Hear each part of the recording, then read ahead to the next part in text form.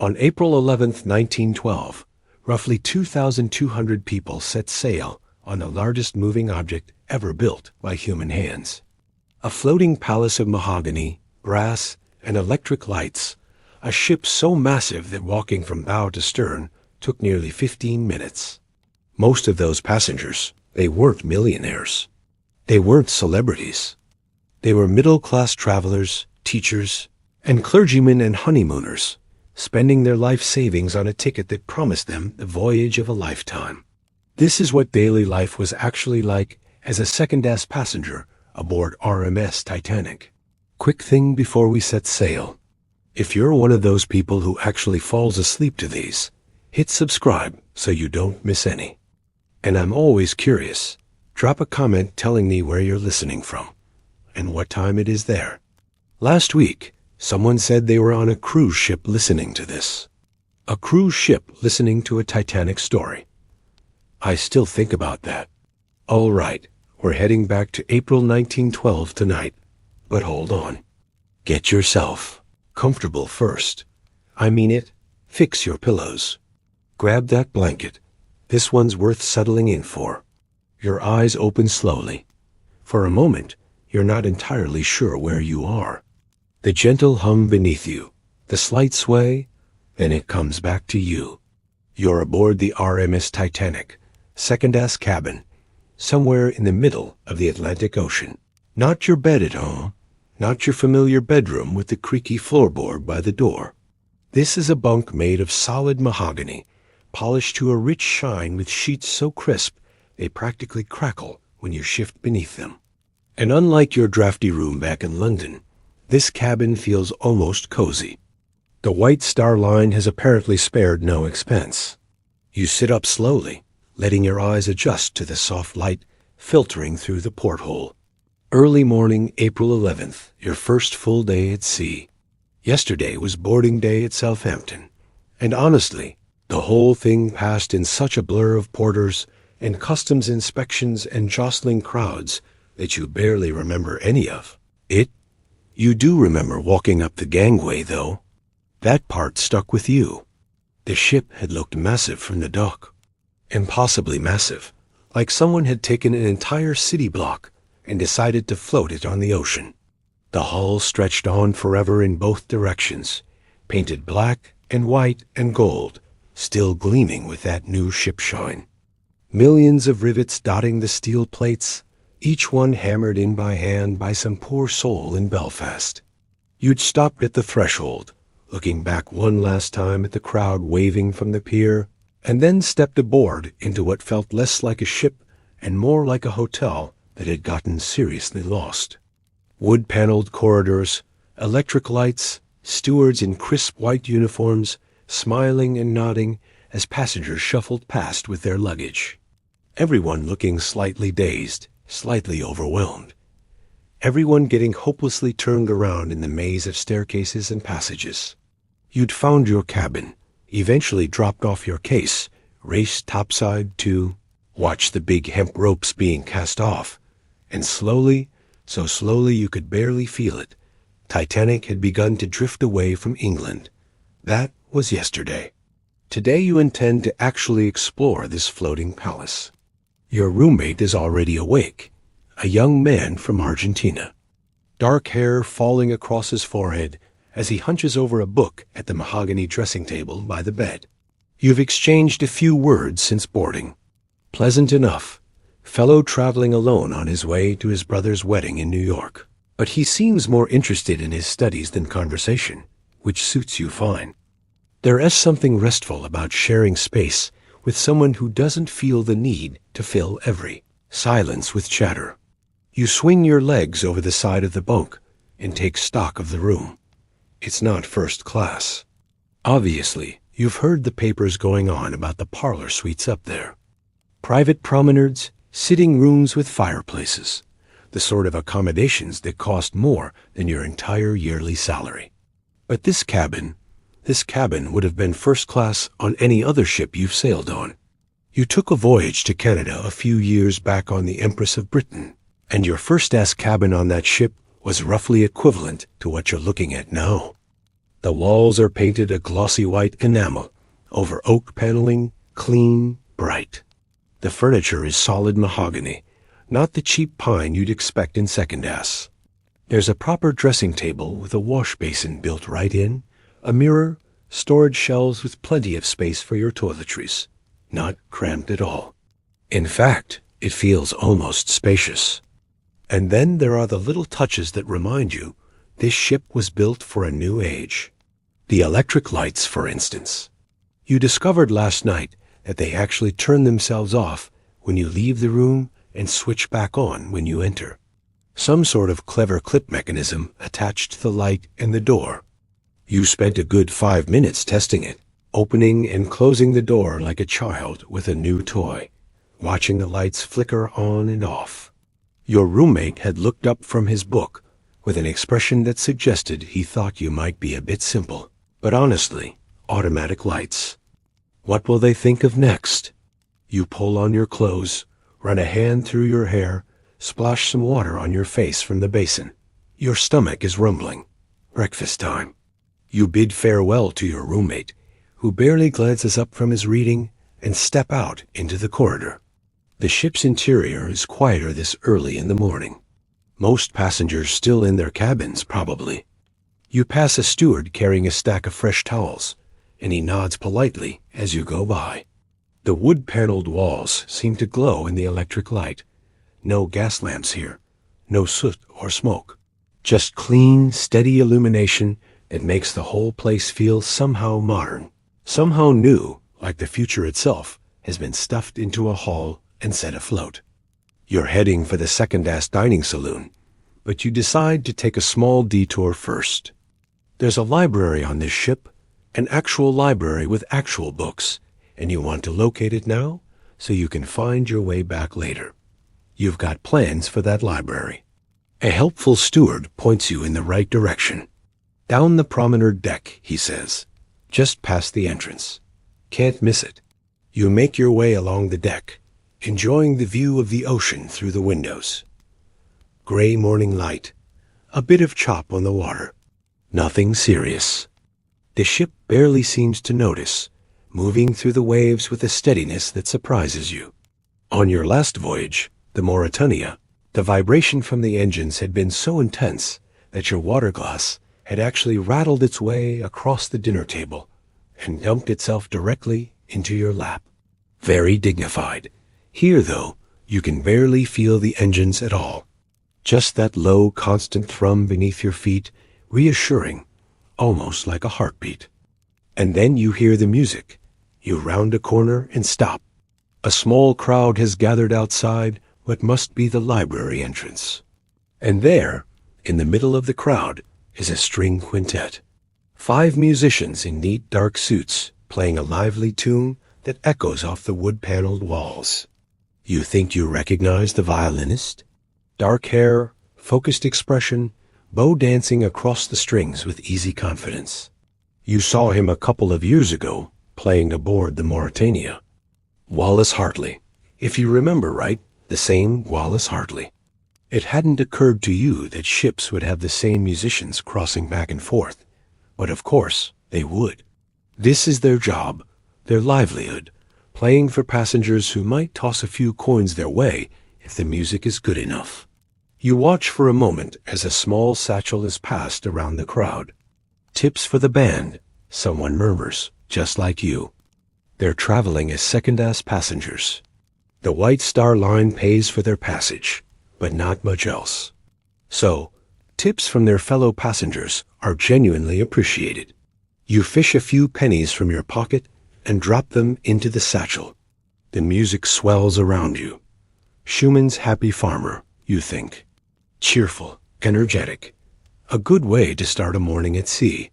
You linger a moment longer, letting the music wash over you, watching the other passengers gathered around. Men in tweed suits, women in walking dresses, children tugging at their parents, hands wanting to get closer to the musicians. Everyone smiling, everyone looking slightly amazed, as if they can't quite believe they're standing on the deck of a ship in the middle of the ocean, listening to live music before breakfast. It occurs to you that this is exactly what the White Star Line was going for. This sense of wonder, this feeling that you've stepped into something extraordinary. First-class passengers might have their parlor suites and their Turkish baths and their gymnasium with the electric horse. But second-class passengers get this music in the corridors, mahogany furniture, electric lights that turn themselves on and off. Not bad for a middle-class ticket. Your stomach growls again, more insistently this time. Right? Breakfast. You tear yourself away from the quintet and head for the staircase that will take you down to the dining saloon. The music fades behind you, replaced by the murmur of voices and the soft padding of footsteps on carpet. Down the gorgeous wood-paneled stairs you go, past one landing, then another. You take a wrong turn at some point and end up in a corridor you don't recognize.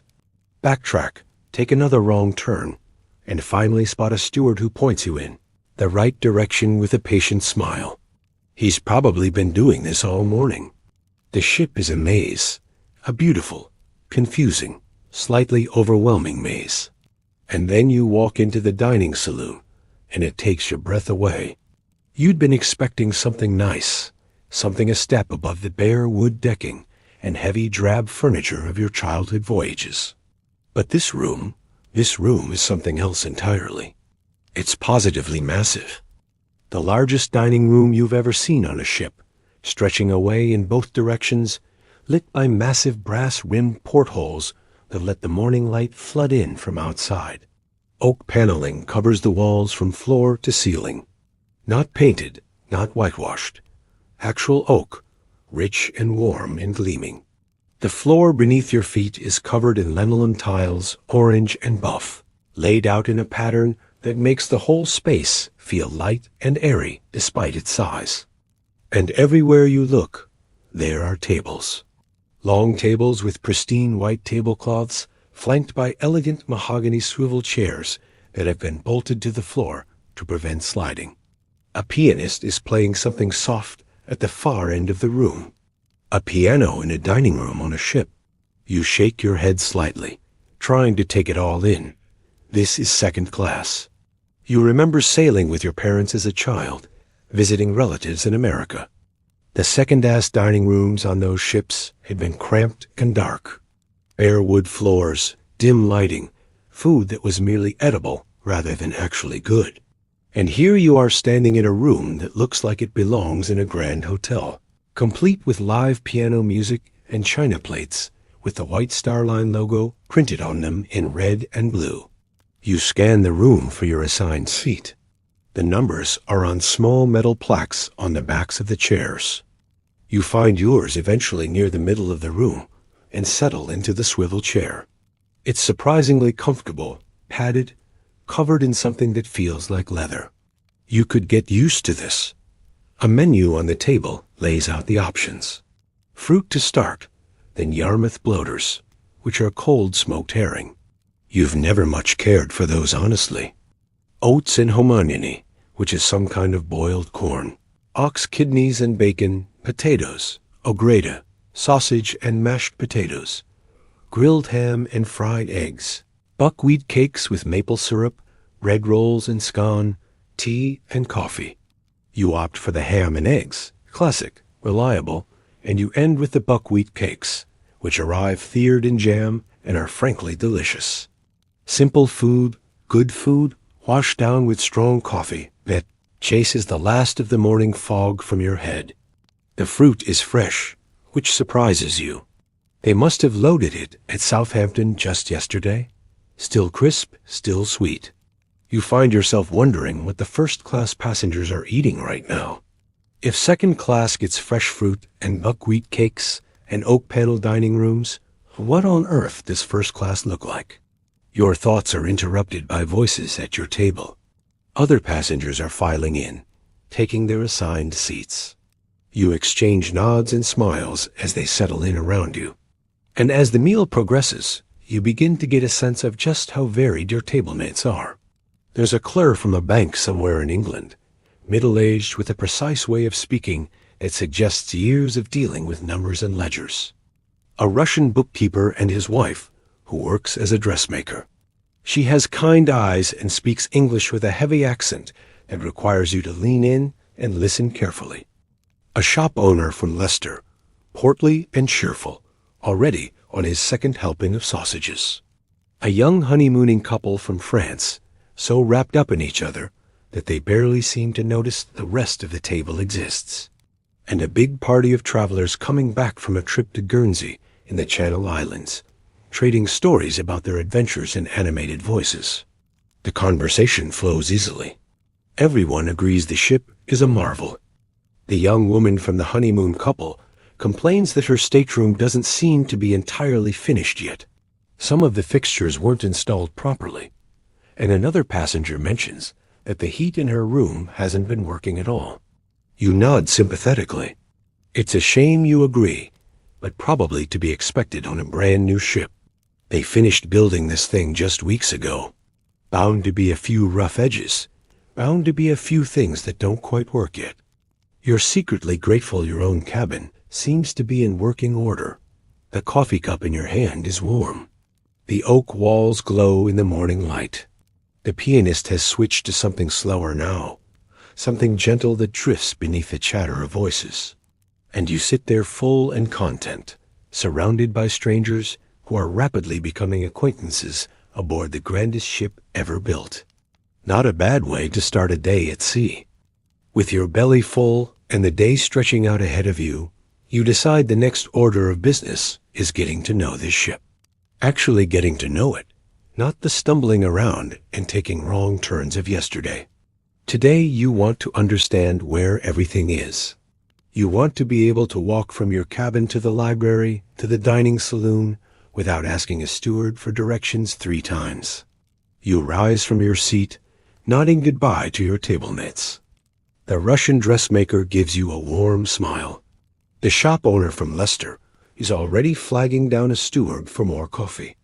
The honeymooning couple doesn't notice you leave at all. They're holding hands under the tablecloth and gazing at each other like the rest of the world has simply ceased to exist. Must be nice.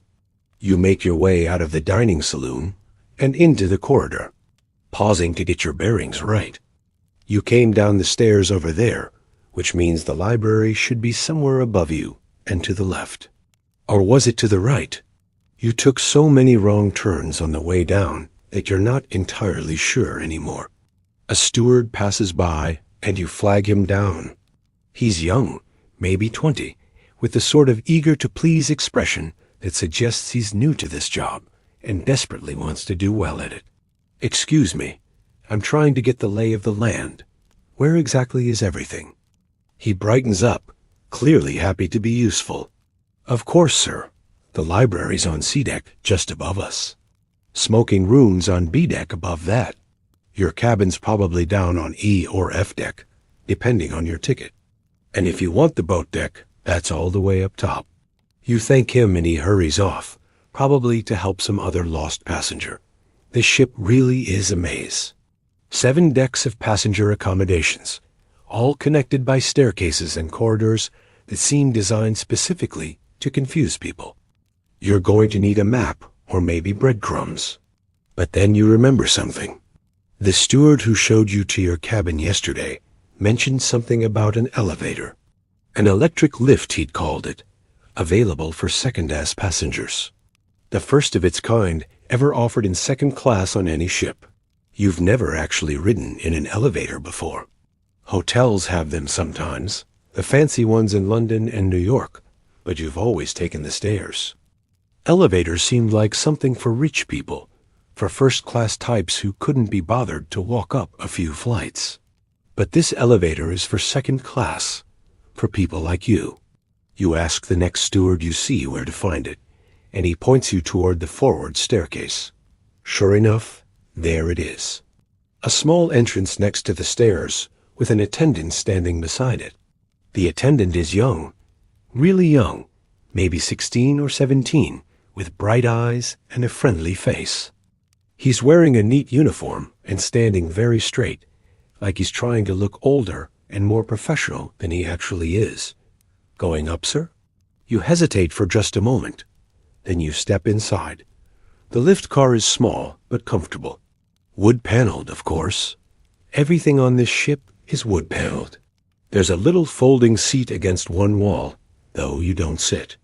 The attendant closes the gate behind you, takes hold of a lever, and, with a soft whirring sound, you begin to rise. It's a strange sensation, smooth, almost weightless, like being lifted by some invisible hand. You watch through the metal grating as the floors slide past D-deck, C-deck.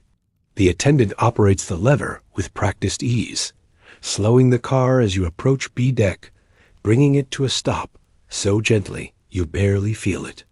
Beddecks, sir, promenade and smoking room. You step out feeling oddly pleased with yourself. You just rode an elevator on a ship in second class. Your grandmother would never believe it. The attendant catches your expression and grins. First time in a lift, sir. Is it that obvious? A bit, sir. But don't worry. Most passengers are the same way. They come up and down 3 or 4 times just to try it out. Wait times get a bit long sometimes because everyone wants a go. You can believe it. There's already a small queue forming behind you. Other passengers waiting for their turn to experience this novelty. You step aside to let them board. Must be nice, you say. Operating this thing all day?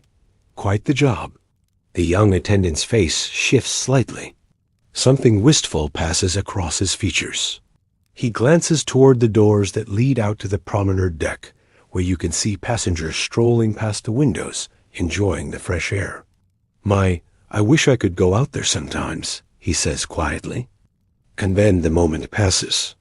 Another passenger steps into the lift, and the attendant's professional smile snaps back into place. He closes the gate, takes hold of the lever, and begins his descent. You watch the car disappear downward, feeling suddenly grateful that you're a passenger and not crew, that you get to wander wherever you like, while that boy spends his voyage going up and down, watching the ocean through windows he never gets to open. You push through the doors and step out onto the B-deck promenade. The cold hits you immediately. It's April, you remind yourself. Early April, the North Atlantic in spring. Of course, it's cold, but knowing this doesn't make the wind any less sharp as it whips across the deck and cuts right through your jacket. Your cheeks sting, your eyes water. You shove your hands into your pockets and walk toward the railing, hunching your shoulders against the chill. But the view, oh, the view. The ocean stretches out in every direction, gray, green, and endless, rolling in long swells that the ship barely seems to notice. The sky is overcast but bright, that particular silvery light you only get at sea. And there, off to starboard, growing closer with every passing minute, are the green hills of the Irish coast. Queenstown, the ship's next port of call. You hadn't realized you were so close. Time moves differently on a ship. The hours blur together. You'd lost track of where exactly you were in the world, focused on breakfast and elevators, and getting lost in corridors. But here's Ireland rising up out of the sea like something from a painting. Rolling green hills dotted with white cottages. The spire of a church catching the morning light. A small harbor town clustered around the waterfront. You lean against the railing and watch as the coast draws nearer. Other passengers have gathered along the deck doing the same thing. Some are pointing, some are taking photographs with little box cameras. A few children are bouncing up and down with excitement, their parents trying unsuccessfully to calm them. The ship slows. You can feel the change in the vibration beneath your feet. The engine's easing back as the massive liner approaches the anchorage. A whistle sounds somewhere overhead, long and low, announcing your arrival. And then you see the tender. It's a small paddle steamer, ridiculously tiny compared to the ocean liner it's approaching. The nameplate reads SS America. You watch it chugging toward you across the harbor, smoke puffing from its single funnel, and you can't help but smile at the contrast. It looks like a newborn cozying up to its mother. A rowboat next to a mountain. The tender draws alongside. Passengers aboard are craning their necks, staring up at the ship with expressions of pure awe. You can't blame them. From down there at water level, Titanic must look absolutely enormous. A floating cliff face of black steel and white superstructure stretching up and up until it blocks out half the sky. You watch as the new passengers begin to board. They're a mixed bunch, migrants mostly from the look of them. Men in rough brown suits and bowler hats lugging heavy old cases that probably contain everything they own. Women clutching children by the hand. A few families huddled together, looking nervous and excited and overwhelmed all at once. Third class, you assume, heading to America in search of better lives. You've read about this in the papers. The Great Migration. Millions of people pouring across the Atlantic every year, leaving behind the old world for the promise of the new. These people look like they've come from all over Ireland. Different counties, different villages, united only by their hope that whatever waits for them in America will be better than what they left behind. One of them looks up at you, a young man, maybe your age, with a weathered face and calloused hands. He catches your eye and waves. Just a small gesture, almost shy. You wave back. What else can you do? The crew are busy now handling the logistics of the stop. Big brown sacks of mail being loaded aboard. Luggage being hauled up from the tender. A few passengers actually disembarking here. Their journey ending in Ireland rather than beginning. The whole process will take a couple of hours. You're told the ship won't leave Queenstown until early afternoon. You realize with a sudden pang of guilt that you forgot to write to your family back home. You'd promised you would. A letter from the ship posted before you left European waters. It would have been collected with all the other mail and loaded onto one of those sacks going back to shore. But in all the excitement of boarding, you'd completely forgotten. And now it's too late. The mail's going the other direction. Your letter will have to wait until New York. Your mother is going to be disappointed. The cold is really starting to bite now, working its way through your clothes despite your best efforts to stay warm. You've been standing at the railing for nearly an hour, watching the tender go back and forth, watching the new passengers stream aboard. Time to head inside. Time to find somewhere warmer. You think about the library. That cozy room the steward mentioned yesterday, with the green armchairs and the bookcases and the writing desks by the windows. That sounds perfect right now. A warm place to sit. A good book to read. Maybe you'll finally write that letter to your family, even if it won't go out until you reach America. You push away from the railing and head back toward the doors. The promenade deck is busier now than it was earlier. Passengers everywhere, clustered in small groups, chatting and laughing and pointing at the Irish coast. A few have brought deck chairs out and are huddled under wool steamer rugs, trying to enjoy the sea air without freezing to death. Children race past playing some game that involves a lot of shrieking and running, and not watching where they re-going.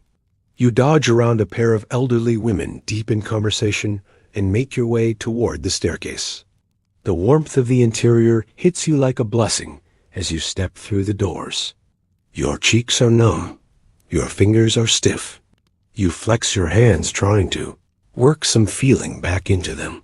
The ship feels different now than it did this morning. More alive, more populated. The corridors that had been mostly empty at dawn are now full of passengers going about their business. Stewards moving purposefully from room to room. The distant sound of music drifting from somewhere below, the constant low murmur of voices, punctuated by occasional bursts of laughter. This is what an ocean voyage feels like. You think this bustle, this energy, this sense of being part of something larger than yourself. Hundreds of people, all sharing this floating world, all heading toward the same destination. You make your way toward the library, and this time you don't get lost. The room is everything you'd hoped it would be. Warm, quiet, paneled in contrasting sycamore and dark mahogany that gives the whole space an elegant, sophisticated feel. Green armchairs and sofas are scattered around, nestled against small mahogany tables. Hourglass-shaped carvings on the walls add a subtle modern touch. Large windows let in the gray afternoon light, and books. Shelves and shelves of books arranged behind glass doors in a massive bookcase that takes up most of the forward wall. A library steward stands nearby, handing out volumes to passengers who then settle happily into the armchairs. You approach the bookcase and browse the gilded titles on the spines. Travel narratives, biographies, history, romance novels, a few scientific texts that look intimidatingly dense. And there on the second shelf from the top, a familiar title catches your eye. The Adventures of Sherlock Holmes. You've read it before. Of course, everyone's read it. But there's something comforting about returning to an old favorite. Something reassuring about knowing exactly what's coming next. The steward notes your selection in a little ledger, and you find a seat near one of the windows. Settling into an armchair, it seems to have been designed specifically to swallow you whole. Outside, the Irish coast is still visible, green and lovely in the gray light. Inside, you're surrounded by the soft sounds of pages turning, the occasional cough or murmur, the scratch of pens as other passengers write letters at the nearby desks. Someone drops their book and swears quietly. Someone else laughs at something they're reading. You open your book to the first page. And for the next several hours, you're not on a ship at all. You're in London, foggy, gaslit London, following Holmes and Watson through cobblestone streets and shadowy alleys, solving mysteries and catching criminals. The ocean might be rolling past outside your window, but in your mind's eye, you're stepping across the threshold of 221B Baker Street. Time passes without you noticing. You look up from the pages long enough to glance at a clock on the wall. Almost noon already. That can't be right. You only just sat down. You only just opened the book. But no, the clock doesn't lie, and your stomach is rumbling again. And when you think about it, you've been sitting in this armchair for the better part of 3 hours. Holmes has solved 2 cases in that time. A scandal in Bohemia, the Red-Headed League. You've been so absorbed in the stories that you completely lost track of everything else. That's the thing about ocean voyages. Time moves strangely. The hours stretch and compress in ways they never do on land. There's no commute to worry about, no appointments to keep, no errands to run, just the gentle rhythm of meals and sleep and whatever you choose to do in between. It's disorienting at first, but also, you have to admit, kind of wonderful. You hand your book back to the library steward, who notes the return in his little ledger. You'll come back for it later, maybe after dinner. For now, though, lunch is calling. You make your way toward the door, stepping carefully around passengers who are still deep in their reading. One woman is writing furiously at a desk by the window, page after page of what looks like a very long letter. Her husband must be in trouble for something. Another passenger has fallen asleep in his armchair, book open on his chest, snoring softly. No one seems inclined to wake him. You push open the door and step out and walk directly into a metal pole. Not hard enough to hurt, but hard enough to make you stumble backward and swear under your breath. You look up, blinking, and find yourself staring at the base of what must be the ship's main mast, a massive steel column rising up through the deck and disappearing somewhere far overhead. Why exactly the designers decided to place the library door directly in front of the mast is beyond you. Someone must have looked at the blueprints and said, yes, this seems fine. Let's put a giant pole right where people will be walking. Brilliant planning. Top marks all around. You step awkwardly around the obstacle and head for the stairs that will take you down to the dining saloon. The room is busier now than it was at breakfast. More passengers, more noise, more stewards hurrying between tables with laden trays. You find your assigned seat and settle in, nodding to the familiar faces already gathered around the table. The Russian bookkeeper is here again, along with his dressmaker wife, the shop owner from Leicester, a few others you recognize from this morning, but some seats are empty. The honeymooning couple from France is nowhere to be seen, probably still in their cabin. And a few of the Guernsey travelers seem to have skipped lunch entirely, sleeping it off on deck chairs somewhere. You assume the boat deck may be under steamer rugs beneath that massive fourth funnel that looms over the stern of the ship. The conversation at the table turns, as conversations inevitably do these days, to the situation in Europe. Germany's arming, says a man you haven't spoken to before. Middle-aged, serious face, the sort of person who reads newspapers cover to cover and has opinions about everything. Building up their navy, their army. It's obvious what they're preparing for. War, you mean? The shop owner from Leicester shakes his head. Come off it. Nobody wants a war. The Kaiser's just posturing. They all do. The French don't trust them. Neither do the Russians. The French don't trust anyone. Neither do the Russians. Come to think of it, you listen with half an ear. Not particularly interested in getting drawn into a political debate. Personally, you think all this war talk is overblown, alarmist. The kind of thing newspapers print to sell copies. A real war, a proper European war, seems about as likely as mankind ever walking on the moon, which is to say, not very likely at all. The conversation shifts. Someone brings up the ship's progress, how fast they're going, whether they'll try to reach New York early. The Olympic get it, says the serious-faced man. Arrived ahead of schedule on her maiden voyage. They might try the same thing with this one. I hope not. You find yourself saying arriving at night is a miserable experience. All that waiting around in the dark, and even if the White Star Line lets you stay aboard overnight, the uncertainty is annoying. This earns you a few playful jeers from around the table. Apparently, you're the cautious type, the stick in the mud who doesn't want to break any speed records. Besides, you add, the Mauretania holds the speed record. Has for about 3 years now. This ship isn't built for racing. You've been on the Mauretania. The Russian bookkeeper looks impressed. Or once a couple of years ago. Nice ship. Beautiful, actually. But the vibration was shocking. One night at dinner, my water glass rattled its way across the table, past my plate, and dumped itself directly into my lap. This gets a laugh from the table. You might mean the motion, sliding an imaginary glass across an imaginary table and into your imaginary lap. By contrast, you say, gesturing at the glass of water in front of you. Look at this. Everyone looks. The water is perfectly still, barely a ripple on the surface. The ship might as well be sitting in a harbor for all the motion you can feel. Steady as a rock, someone murmurs, and it's true. The Titanic doesn't pitch, doesn't roll, doesn't vibrate with that teeth-rattling intensity you remember from the Mauretania. The engines are there. Of course, you can feel them if you concentrate. That low, constant thrum beneath your feet, but it is subtle. Background noise, nothing like the shuddering beast that powered the Cunard liner. The stewards arrive with lunch, and the conversation gives way to eating. The food is good, really good. Better than you expected for a midday meal. Hearty pea soup to start, thick and warming.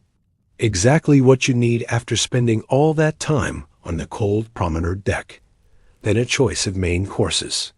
Spaghetti-o or gratin, corned beef with vegetable dumplings, roast mutton with potatoes. You go for the spaghetti, something different, something you wouldn't normally order. The voyage is making you adventurous. There's an assortment of cold cuts available as well. Roast beef, sausage, ox tongue, which you politely decline because there are limits to your adventurousness. Pickles and salad to round things out. And for dessert, a choice between tapioca pudding, apple tart, cheese, and biscuits. You opt for the tapioca pudding. Nearly everyone else at the table orders the apple tart. You briefly wonder if you've made a mistake. Then the pudding arrives, and it's creamy and sweet and absolutely perfect, and you stop wondering. A small glass of beer accompanies the meal. Just one. enough to take the edge off without making you drowsy. The Russian bookkeeper is drinking wine. The shop owner from Leicester is on his third ale and showing no signs of slowing down. Different strokes for different folks. The stewards begin clearing plates. Silverware clinks against china. The murmur of conversation rises and falls, and you sit there, pleasantly full, pleasantly warm, watching the light shift through the brass-rimmed portholes as the sun moves across the sky. You rise from your seat and consider how to spend the afternoon. The library is tempting. Holmes and Watson are waiting, but you've been sitting for hours already, and your legs are starting to feel restless. Maybe some fresh air would do you good. A walk on the deck, a chance to stretch your muscles, and watch the world go by. Other passengers seem to have the same idea. A small crowd is making its way toward the stairs, heading up to the promenade.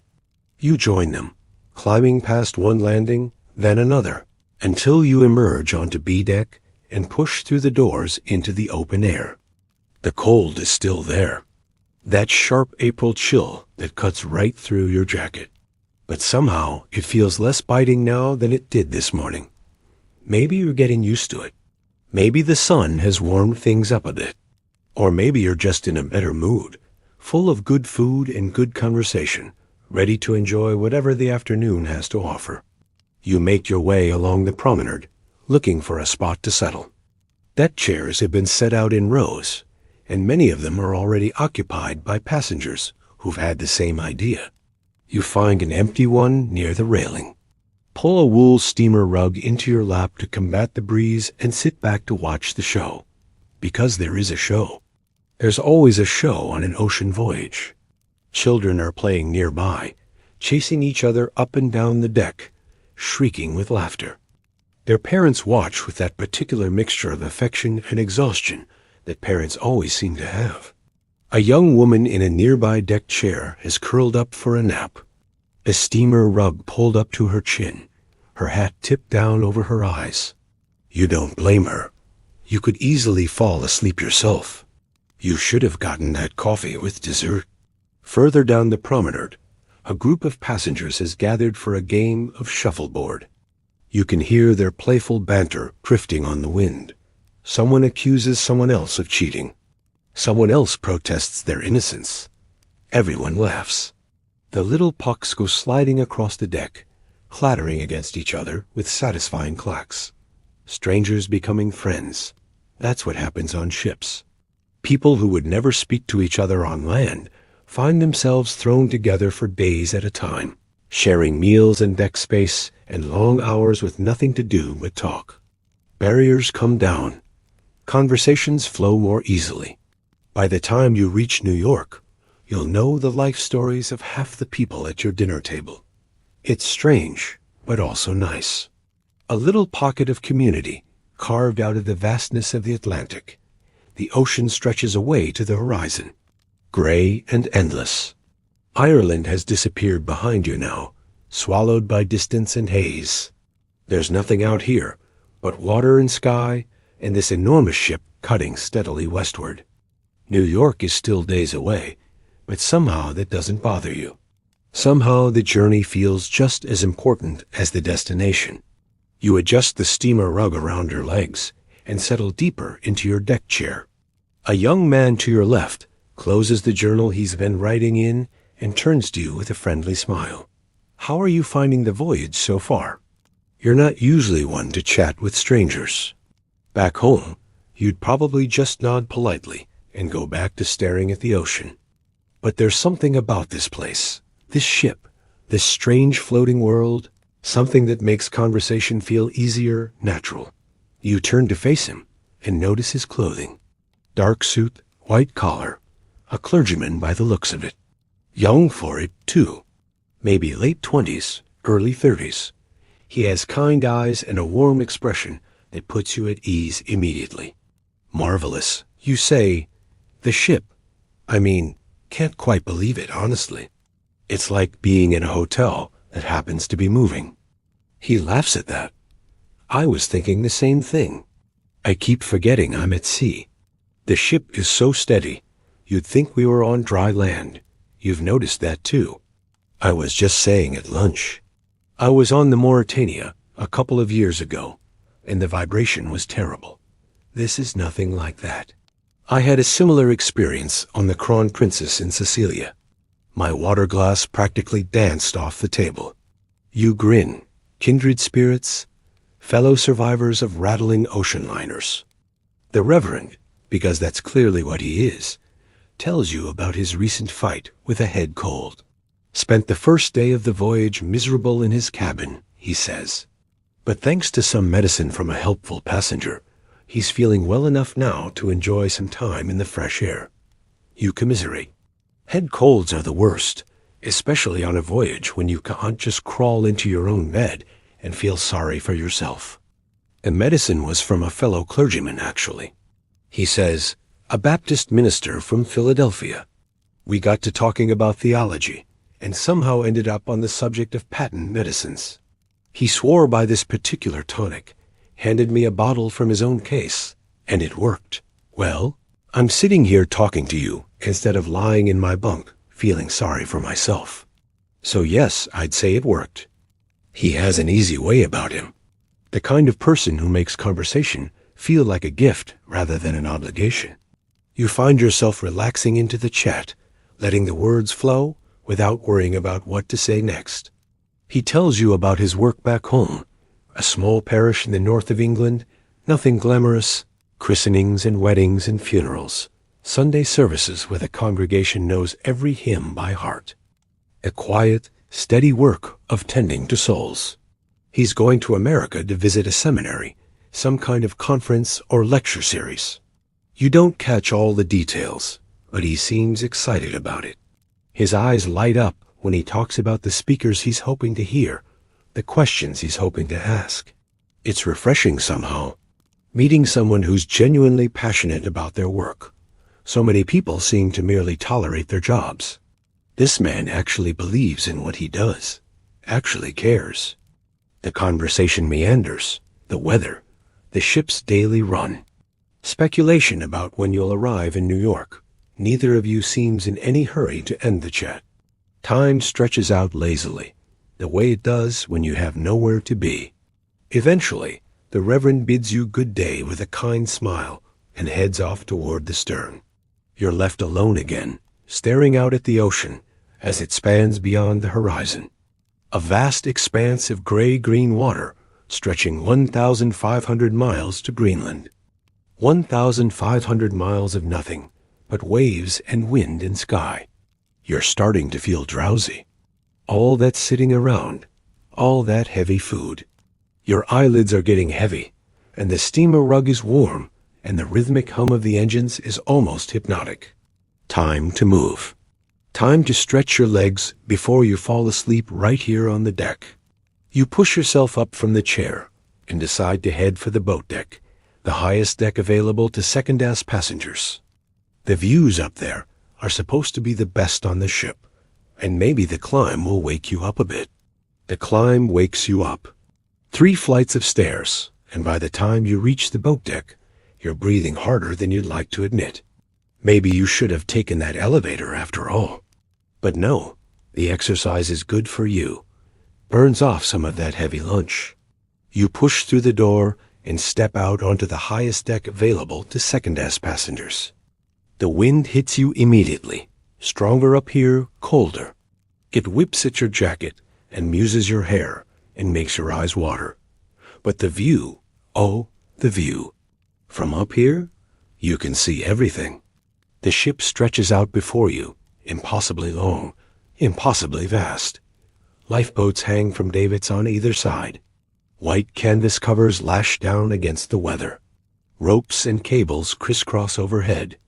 And beyond all of it, the ocean, gray and endless, rolling away in every direction until it meets the pale line of the horizon.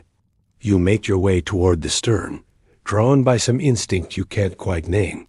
The deck is less crowded up here. Fewer passengers, more space to breathe.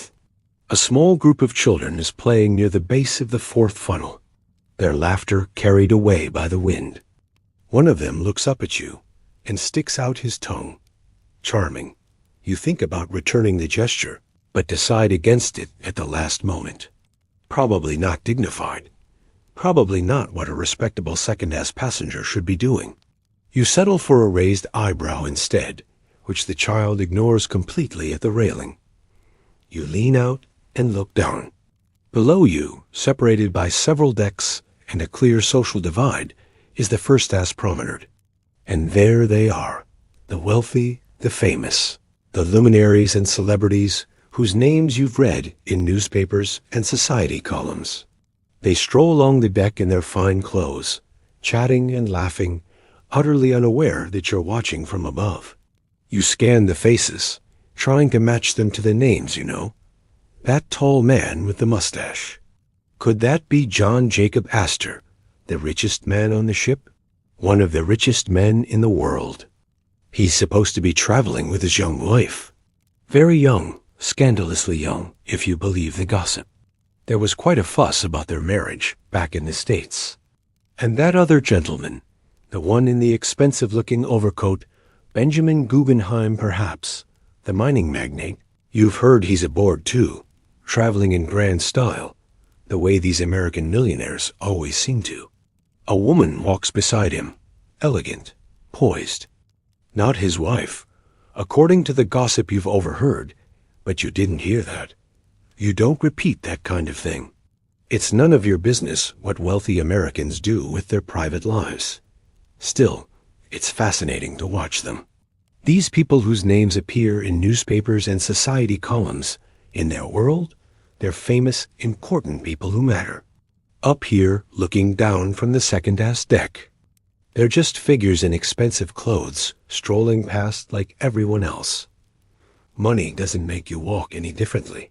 You notice doesn't make you any taller or shorter.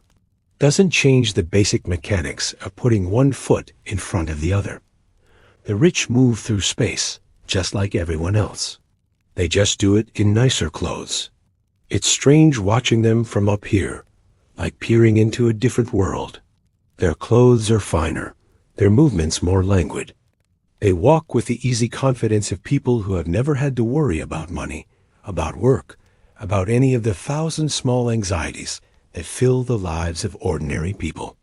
And yet here you all are, same ship, same ocean, same destination.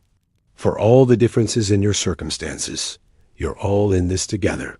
All of you crossing the Atlantic on this enormous floating palace, bound for the same harbor, carried by the same engines. There's something almost democratic about it when you think about it, almost. You turn away from the railing and crane your neck upward.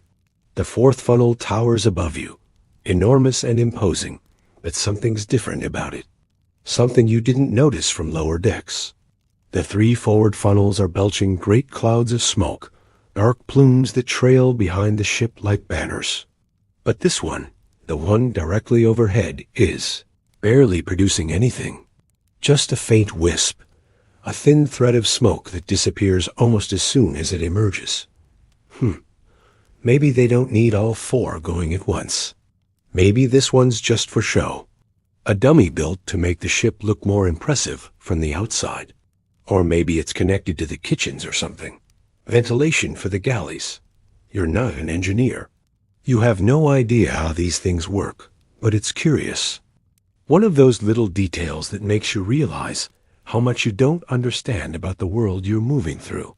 You linger at the stern a while longer, watching the wake spread out behind the ship.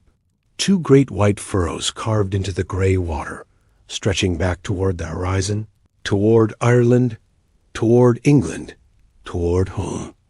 Your thoughts drift backward, too. You remember your first voyage years ago, when you were just a child, crossing the Atlantic with your parents to visit relatives in America. The ship had seemed enormous at the time, a grand adventure. But looking back now, you realize how different it was. The pitching and rolling, the bland food, the uncomfortable beds, the cold, cramped quarters. Sea travel has come so far since then. The Titanic feels less like a ship and more like a floating city. Electric lights, elevators, dining rooms that rival the finest restaurants on land. Musicians playing in the corridors, stewards attending to your every need. You're watching history in the making. You can feel it. This is the future of travel right here beneath your feet. The world is getting smaller. The distances that once took months to cross now take days. And ships like this one, ships that offer comfort and luxury alongside speed and safety, are making it possible for ordinary people to move between continents as easily as they might move between cities. It's a marvel, a genuine marvel. The cold is starting to seep into your bones now. The wind cuts through your jacket like it isn't even there. Time to head inside. Time to warm up. And besides, you've got a letter to write. You promised your family. Told them you'd send word as soon as you could. You meant to do it at Queenstown. Meant to have something ready for the mail drop at Ireland. But the whole thing slipped your mind in all the excitement. Now the chance is gone. The bags have been unloaded. The tender has departed. Your letter unwritten will have to wait until New York, but you can write it now at least. Get your thoughts down on paper while they're still fresh. By the time you arrive in the harbor, you'll have pages and pages to send. Your family will know everything, every detail of this magnificent ship and this unforgettable voyage. You make your way back toward the stairs, pausing at the door to take one last look at the view, the ocean, the sky, the great funnels rising against the clouds. Then you pull the door open and step inside, leaving the cold behind. The warmth of the interior hits you like a blessing. You hadn't realized how chilled you'd gotten until now. Your fingers are stiff. Your nose is numb. You flex your hands, trying to work some feeling back into them, and make your way down through the ship, back to the library, back to that warm book-lined sanctuary with its comfortable chairs and its stewards and its quiet, studious atmosphere. The room is fuller now than it was this morning. Afternoon seems to be a popular time for reading and writing. Most of the armchairs are occupied. Several desks are in use. The gentle scratch of pen on paper mingles with the soft murmur of conversation and the ever-present hum of the engines. You find an empty table near the window and claim it for yourself. Your stationery is back in your cabin, but a helpful steward produces paper and pen when you ask. White starline letterhead, very official looking, very impressive. Your family will love it. Physical proof that you're actually aboard this legendary ship. You sit for a moment, pen poised over the blank page, trying to decide where to begin. There's so much to tell. So much has happened in just the past 2 days. Boarding at Southampton, the train journey from London, the near collision with that other ship as the Titanic was pulling out of the harbor, the stop at Cherbourg, the stop at Queenstown, your cabin, your roommate, the food, the music, the conversations with strangers who are rapidly becoming friends. You start from the beginning, the only sensible place to start. The words come slowly at first, then faster. You describe the train ride from Waterloo, the way the grey streets of London gave way to green hills and woods as the city fell behind. You describe the dockside at Southampton, the thousands of passengers saying their goodbyes, the chaos and excitement of boarding day. You describe your first glimpse of the Titanic herself, rising up from the water like some enormous iron cliff, and the feeling of stepping aboard, of crossing the threshold from the ordinary world into something extraordinary. You tell them about your cabin, the mahogany furniture, the electric lights that switch themselves on and off, your roommate, the young Argentine on his way to his brother's wedding, the way he sits up late reading while you're trying to sleep. You tell them about the dining saloon, the long tables and the swivel chairs bolted to the floor, the brass-rimmed portholes letting light flood in, the bewildering variety of passengers at your table, bank clerks and shopkeepers and honeymooners and travelers returning from holiday. You tell them about the band, Wallace Hartley with his violin, the string quintet playing outside the library, the tip jar being passed around. You tossed in a few pennies. It seemed the right thing to do. You tell them about the elevator, the first of its kind in second class, the young attendant who operates it, the novelty of rising through the decks without having to climb a single stair. You tell them about the library where you're sitting right now, the green armchairs, the mahogany tables, the steward who hands out books like a shopkeeper dispensing sweets. You've been reading Sherlock Holmes. You write an old favorite. The stories feel different somehow here on the water. More vivid, more real. You tell them about the reverend you met on the promenade. His kind eyes, his easy conversation, his head cold, and the helpful passenger who gave him medicine. You tell them about watching Ireland disappear behind you, about the tender bringing new passengers aboard at Queenstown, about the migrants with their heavy cases and their hopeful faces climbing the gangway into their new lives. You apologize for not writing sooner. You meant to have something ready for the mail drop at Ireland, but time got away from you. It always seems to get away from you on ships. The hours slide past like water. Before you know it, an entire day has gone by, and you've done nothing but eat and read and talk to strangers. The sun is dipping lower now. You can see it through the window, painting the clouds in shades of gold and pink. The afternoon is fading. Evening is coming. You sign the letter with love. Seal it in an envelope. Write the address on the front in your neatest handwriting. There's a small box outside, the library door. You spotted it earlier. A little wooden receptacle for outgoing mail, collected daily and stored until the ship reaches New York. You'll drop your letter there on your way out. By the time it reaches home, you'll probably already be in America, but that's fine. Your family will understand. You gather your things and rise from the table. The library is quieter now. Some of the afternoon crowd is dispersed, heading off to prepare for dinner. You catch the clock on the wall and realize, with a start, how late it's gotten. Almost time to head back to your cabin. Almost time to change into your evening clothes. Because dinner tonight won't be like breakfast or lunch. Dinner is an event, a proper occasion, the finest meal of the day, served in the grandest style the ship can offer. You need to look the part. You drop your letter into the little wooden box, hearing it land softly atop the others. Then you turn and make your way toward the stairs, already thinking about what you'll wear. Your evening clothes are in your case. You pack them specifically for occasions like this. Nothing too fancy, nothing that would be out of place in second class, but respectable, presentable, the kind of outfit that says you know how to behave in polite society. The corridors are busier now. Passengers moving in both directions. All of them with the same idea. Get changed. Get ready. Get to the dining saloon before all the good spots are taken. Not that you have a choice about where to sit. Of course, your seat is assigned. That little metal plaque on the back of your chair with your number on it. But still, there's something about arriving on time, about being among the first to be seated, that feels important, like you're taking the whole thing seriously, like you're honoring the occasion. You reach your cabin and let yourself in. Your roommate is already there, standing in front of the small mirror, adjusting his tie. He glances over as you enter and nods in greeting.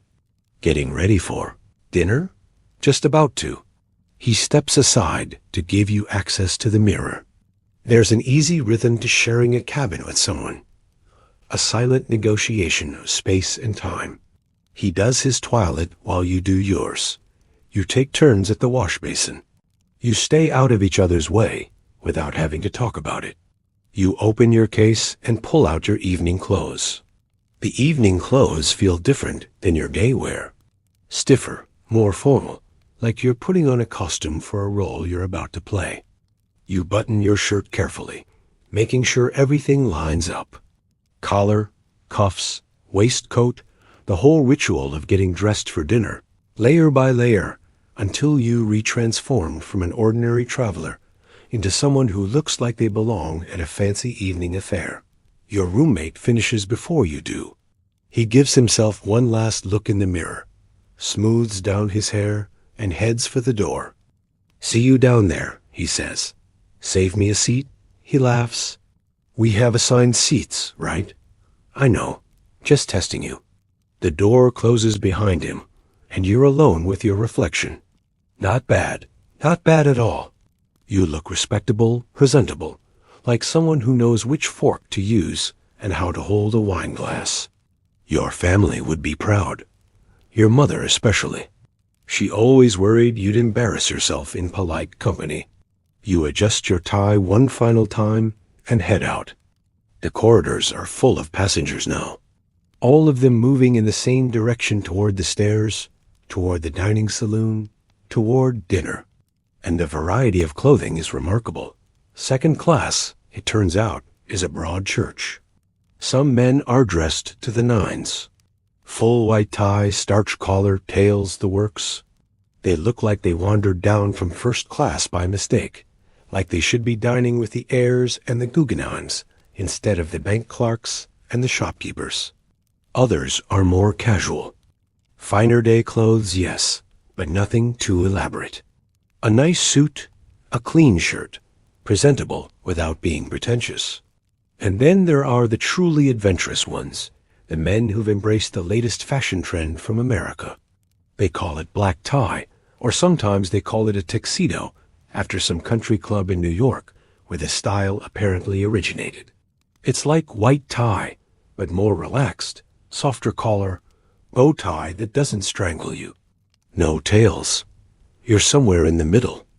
Not fancy enough to compete with the white tie crowd, but respectable enough to hold your own.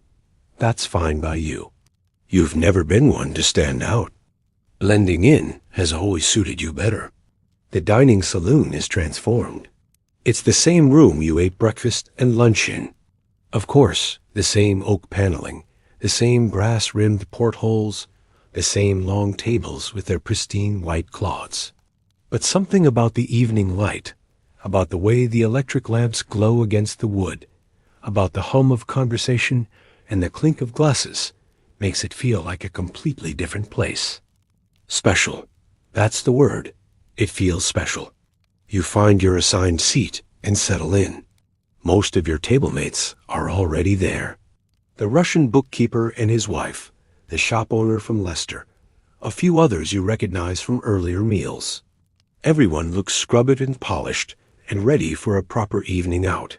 Champagne is being served. You accept a glass without hesitation. The bubbles tickle your nose as you bring it to your lips. It's good champagne, too, crisp and dry and refreshing. Not that you're any kind of expert, but you know enough to appreciate quality when you taste it. The menu arrives and your eyes go wide. This is not like breakfast. This is not like lunch. This is a proper feast. Consume tapioca to start. A light soup, clear and delicate with little beads of tapioca floating in the broth.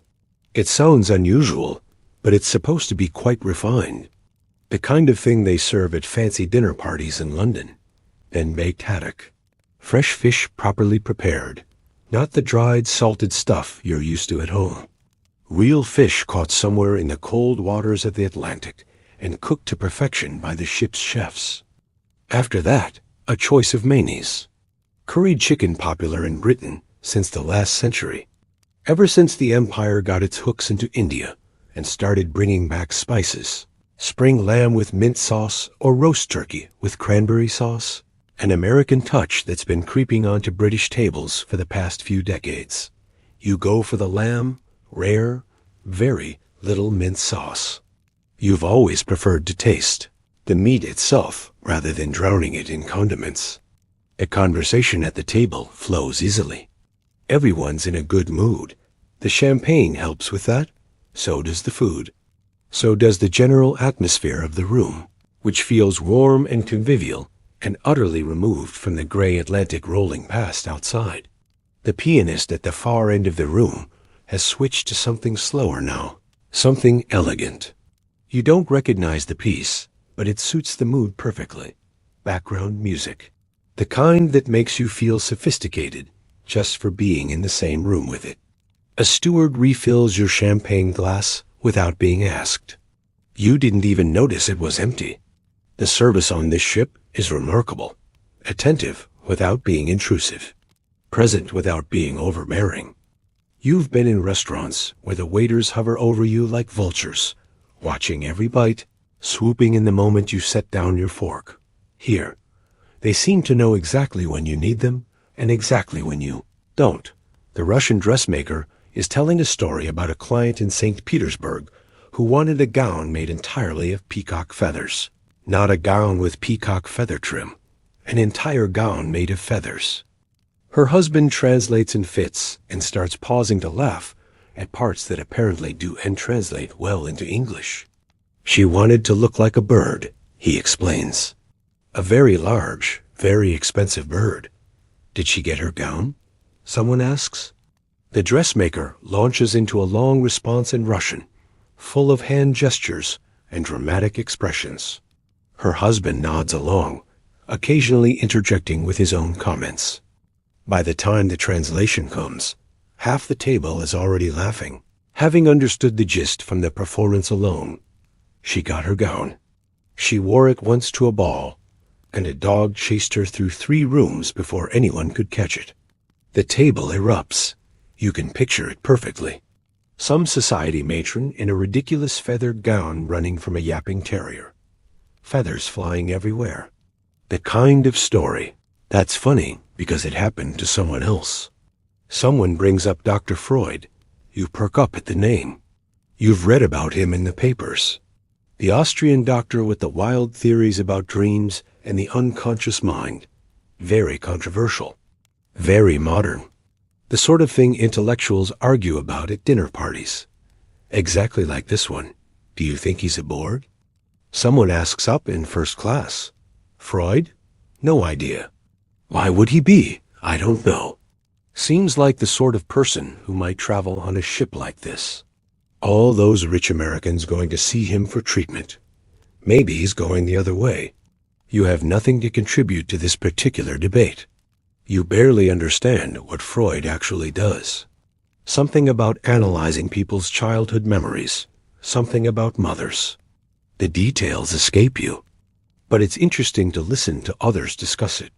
Interesting to hear what people think about these modern ideas that seem to be reshaping the world. The conversation shifts. Someone mentions Roald Amundsen. Now this you know about the Norwegian explorer, the man who raced to the South Pole and won. It was all over the papers just last month.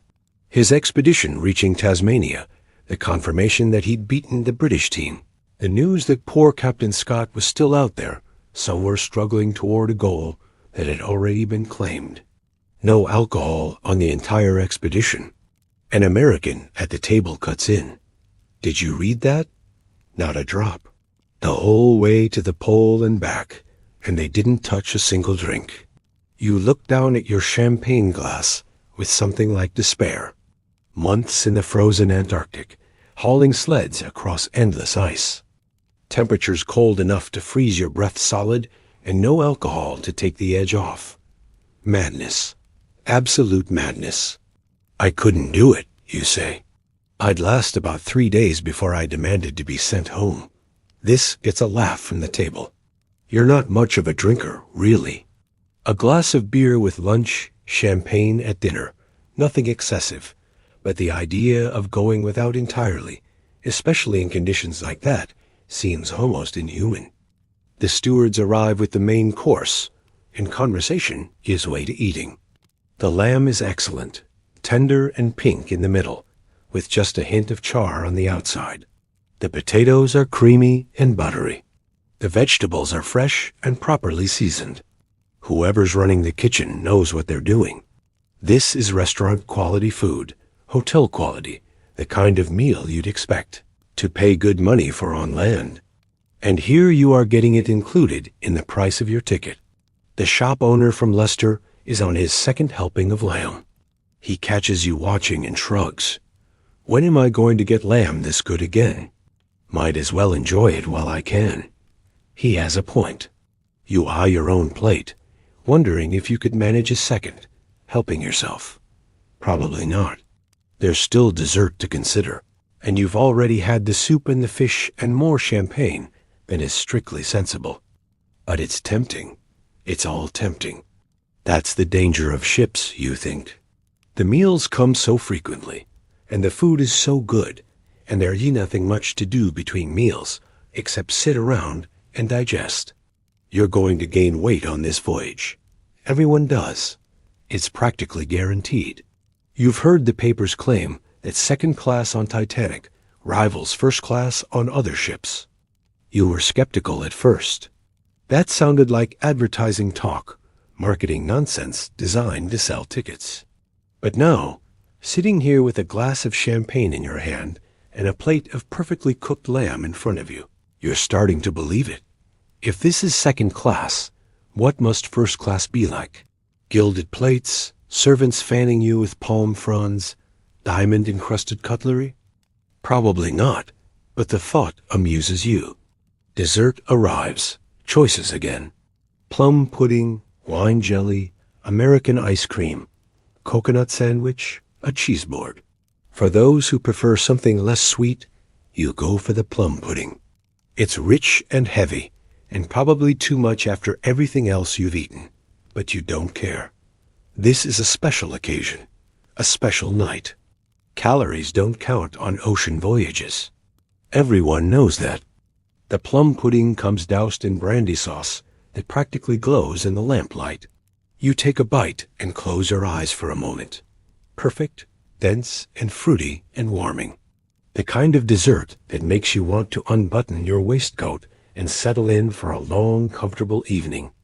Around you, the other passengers are, making similar sounds of appreciation. Even the French honeymooners have surfaced from their bubble of mutual adoration, long enough to comment on the quality of the food. The meal winds down slowly. Nobody seems in a hurry to leave. The champagne has left everyone pleasantly buzzed, and the food has left everyone pleasantly full. And the general atmosphere of warmth and conviviality makes you want to linger. This is what travel is supposed to be like. You think not just getting from one place to another, not just enduring the journey until you reach your destination, but enjoying the journey itself, savoring it, treating it as an experience worth having. The Titanic makes that easy. The Titanic makes that inevitable. You look around the table at the faces of your dinner companions. The Russian bookkeeper and his wife laughing at some private joke. The shop owner from Leicester, red-faced and happy after too much wine. The honeymooning couple from France, who finally showed up for a meal, holding hands under the table like lovesick teenagers.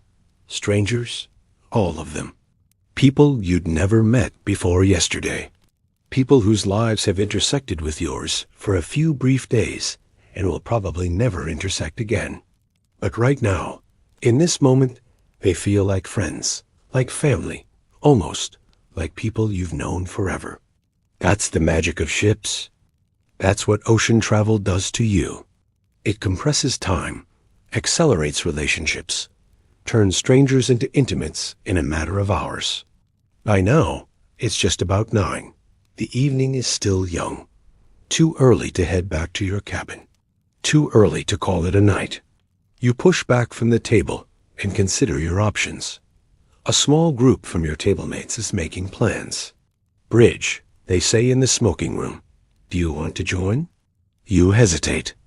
You're not much of a card player, honestly. Your aunt used to play bridge, and she tried to teach you once years ago, but the rules never quite stuck. Something about trumps and tricks and bidding. It all seemed unnecessarily complicated, but the invitation is tempting, not for the cards themselves, but for the company, for the excuse to stay up a bit longer, for the chance to see another part of the ship you haven't explored yet. Why not? You hear yourself say, I'll give it a go. The group rises from the table. 5 of you in total. Enough for a proper game with a spectator or two. You follow them out of the dining saloon and toward the stairs, leaving behind the warmth and the light and the lingering smell of good food. The elevator is crowded as usual. A small mob of passengers waiting for their turn to ride. You consider joining the queue, but one of your companions shakes his head. Stairs will be faster. He's right. By the time the cab arrives and everyone piles in, you could already be at B deck, so you climb. One flight, two flights. Your buttons straining a bit after all that food. Your breath coming a little harder than it should.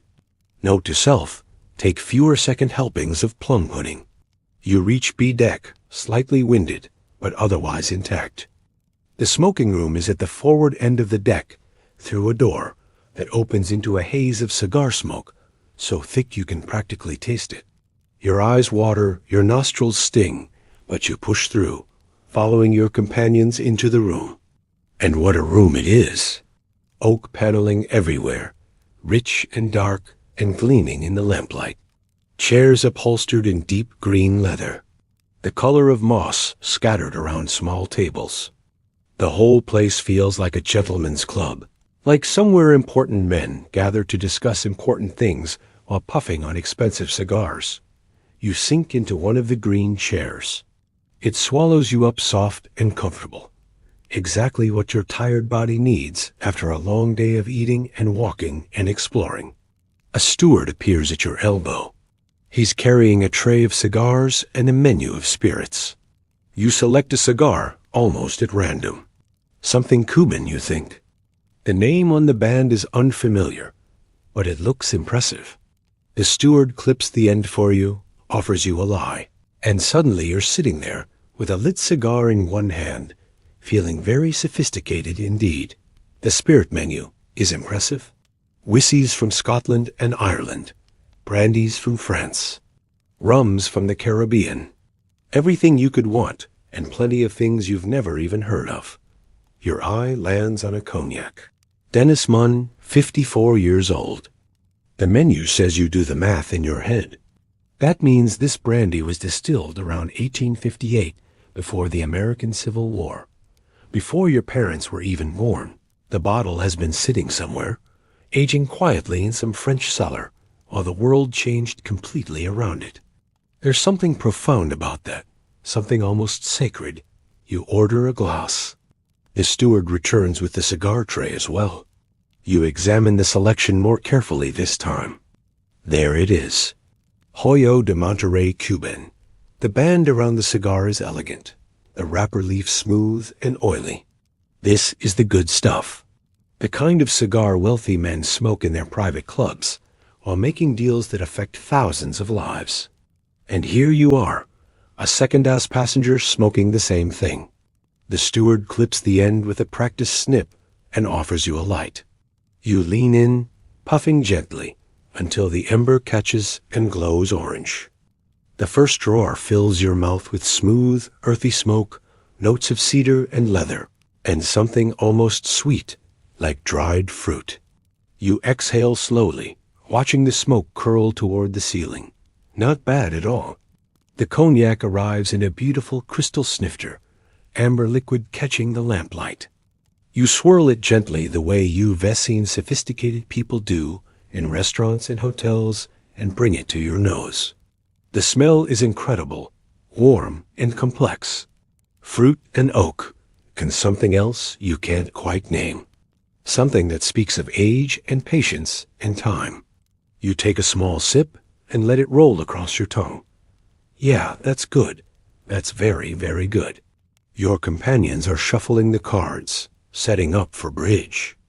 One of them is explaining the rules to another passenger who, like you, doesn't quite remember how to play trumps and tricks and bidding, just like your aunt used to say. It still sounds complicated, but with a Joyo de Monterrey in one hand and a glass of 4-year-old cognac in the other, you find you don't really care. The game begins. You're paired with the shop owner from Leicester, who turns out to be surprisingly good at cards. He carries the partnership through the first few hands, while you fumble along playing the wrong cards at the wrong times, apologizing every few minutes for your mistakes. Don't worry about it, he says cheerfully. We're winning anyway. And you are somehow. Despite your best efforts to sabotage the partnership, you keep coming out ahead.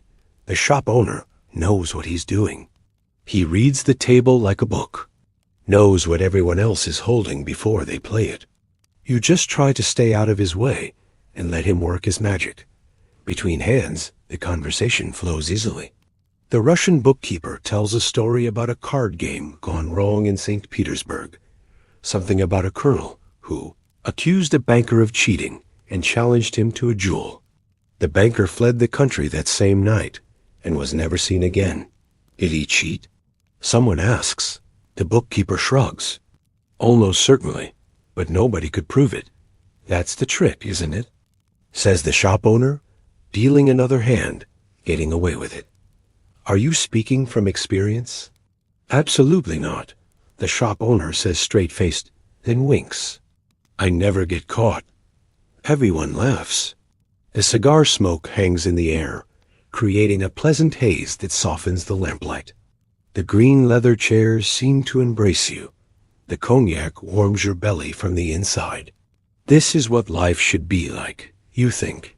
Good company, good drink, good tobacco, no responsibilities except to enjoy yourself. The next hand goes badly for your side. The shop owner makes a face as he calculates the score. Your fault, he says, but he's grinning. My fault. You're the one who bid 4 hearts. Because I thought you had something to contribute. I contributed. I contributed enthusiasm. More laughter around the table. Someone calls for another round of drinks. The steward appears almost instantly, as if he's been waiting just out of sight for exactly this moment. Fresh glasses, fresh cigars for those who want them. The night stretches on, comfortable and unhurried. Someone tells a story about a voyage on the Oceanic years ago. A card game that started after dinner and didn't end until breakfast was being served. The stewards had to bring them tea and toast at the table because they refused to break for food. Who won, you ask? Nobody. We called it a draw eventually. Everyone was too tired to count the score. That's the best kind of game, says the shop owner. The kind where winning doesn't matter. The clock on the wall ticks past 10, and half past, and 11. The crowd in the smoking room is thinning. Passengers drifting away one by one, heading to their cabins. The tables around you are emptying. The stewards are moving more slowly now, clearing glasses and ashtrays with the unhurried patience of people who know the night is winding down. Your cigar, the Hoyo d'Amteré, is down to a stub now. You set it in the ashtray and watch the last wisps of smoke curl up toward the ceiling. Good to the last drawer, worth every penny of the tip you'll leave. A cognac glass is empty, twice refilled already over the course of the evening. You consider ordering a third, but decide against it. There's a pleasant warmth in your head, a comfortable looseness in your limbs. Any more, and you'll tip over the edge from pleasantly buzzed to properly drunk. Better to quit while you're ahead. The bridge game is winding down too. Your partner stretches and yawns. One of the other players is rubbing his eyes. The energy that filled the room an hour ago has faded into something softer, quieter. I think that's me done for the night, someone says. Nods all around, murmurs as of agreement. One by one, the players push back from the table, then rise from their chairs. You stand up slowly, testing your balance. Everything seems to be working. Your legs are steady. Your head is clear enough. The cognac was strong, but not that strong. You'll make it back to your cabin without embarrassing yourself. You bid your compions good evening. Shake hands. Exchange promises to meet up again tomorrow. Maybe another game of bridge. Maybe just drinks in the smoking room. You'll see how you feel. Same time tomorrow? The shop owner asks. If I can remember how to play by then. You won't, but that's half the fun. Then you're out the door and into the corridor, leaving the smoke and the lamplight behind. The ship feels different at this hour, quieter, stiller. Most of the passengers have retired for the night. The corridors that were crowded just a few hours ago are nearly empty now. Just the occasional steward making his rounds, the occasional late-night wanderer like yourself. You pass a window and pause for a moment, looking out at the darkness. Nothing to see really, just black. The ocean is out there somewhere, rolling and heaving beneath the ship, but you can't see it. The stars are out there too, scattered across the sky like salt on a dark tablecloth. But the glass reflects your own face back at you, lit by the corridor lamps, and the world beyond is invisible. Strange being out here in the middle of nothing. Stranger still, how quickly you've gotten used to it. This morning, standing on the promenade deck, watching Ireland recede into the distance, you'd felt a pang of something. Not homesickness exactly, just an awareness of how far you were from anything solid, anything permanent. Now, just 12 hours later, the ship feels like the most solid thing in the world. The only world that matters. England is behind you. America is ahead. But right now, there's just this corridor, this ship, this night. Your footsteps echo softly on the linoleum as you make your way toward your cabin. The orange and buff tiles gleam in the electric light. You'd forgotten about the tiles. Such a small detail, but it makes the whole place feel warmer somehow, more thoughtfully designed. A steward passes you, carrying a tray of empty glasses. He nods politely. You nod back. Ships run on these small courtesies you've noticed. The little acknowledgments between strangers, the silent agreements to treat each other with respect. You pass another window, and this time you don't stop. The darkness is still there. It will be there all night. You don't need to keep checking. It's a short walk to your cabin. One of the nice things about second ass on Titanic is that everything seems to be within convenient reach of everything else.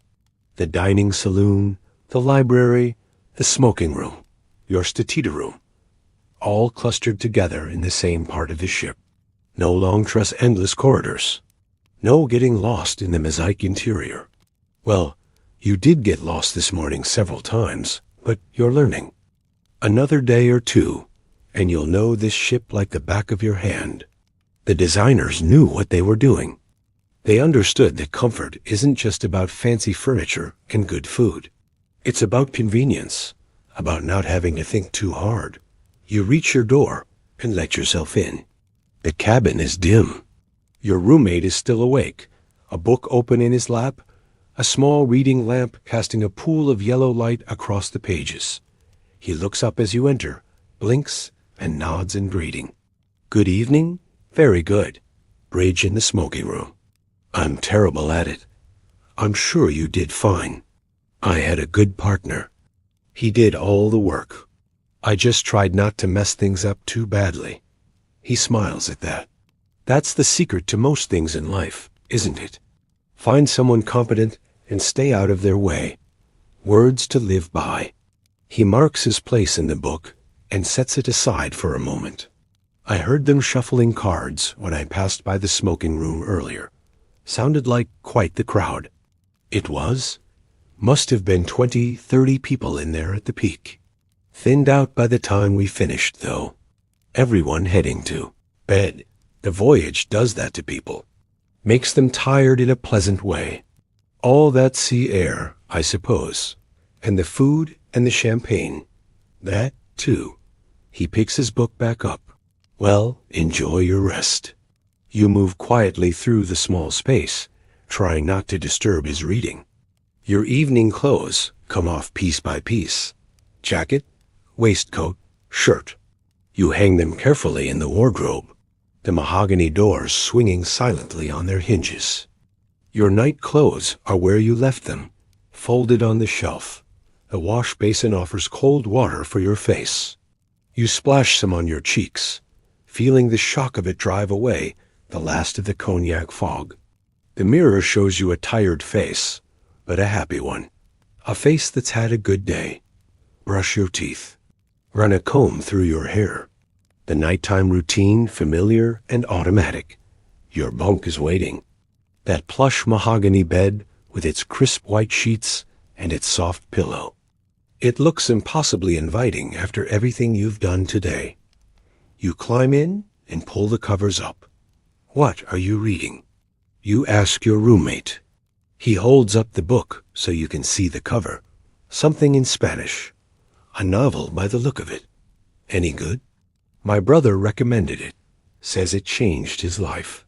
He shrugs. So far, it's just making me sleepy. That's not necessarily a bad thing on a ship. I mean, true. He turns another page. Good night. Good night. You settle deeper into the mattress. Close your eyes. Listen to the sounds of the ship around you. The low hum of the engines. The occasional creak of wood. Your roommate turning pages. The distant murmur of voices somewhere in the corridor. Passengers heading to their own cabins. It's peaceful. That's the word. Peaceful in a way that is hard to find on land, where there's always something demanding your attention. Always somewhere you need to be. Always something you should be doing. Here, there's nothing. Just the ship. Just the ocean. Just this comfortable bunk and the gentle rhythm of the engines carrying you forward through the night. Your thoughts begin to slow, the sharp edges of the day softening into something hazier, something warmer. Tomorrow, you think, tomorrow will be another good day. And then you stop thinking altogether. Somewhere between waking and sleeping, your mind begins to wander. Not dreaming yet, not quite, but not fully conscious either. That strange twilight state where thoughts come unbidden and drift away before you can hold on to them. You find yourself thinking about the people you've met today. The Russian bookkeeper. What was his name? Did you ever catch it? You don't think you did. He was quiet at breakfast and lunch, letting his wife do most of the talking. But in the smoking room tonight, telling that story about the colonel and the banker, he'd come alive. His eyes had sparkled. His hands had moved expressively. There was a whole other person hiding behind that reserved exterior. You wonder what brought him to this ship. What's waiting for him in America? A new job. Maybe a brother or cousin who immigrated years ago and finally sent word that there's opportunity on the other side. Or maybe he's running from something. Debts, trouble, a past he'd rather leave behind. Everyone on this ship has a story. That's what you're realizing. Every face you passed in the corridor, every stranger at the dinner table, every passenger huddled under a steamer rug on the promenade deck, they're all carrying something with them. Hopes, fears, secrets, plans. The French honeymooners, for instance, so wrapped up in each other, they barely noticed the rest of the world existed. What will their life be like in America? Will they make it?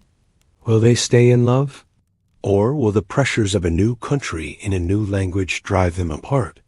You hope they make it. They seemed happy, genuinely happy in that annoying way that newlyweds are.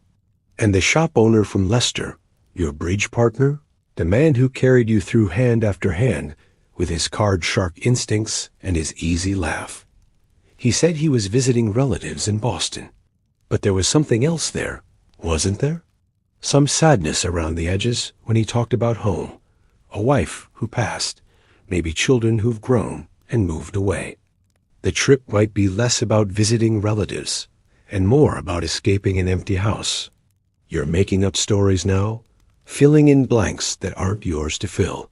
But that's what happens on ships.